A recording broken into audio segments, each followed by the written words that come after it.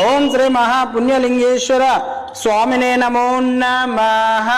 ఇది ఆనంద పరిమళ కర్పూర మంగళ నీరాజనం దర్శయామి.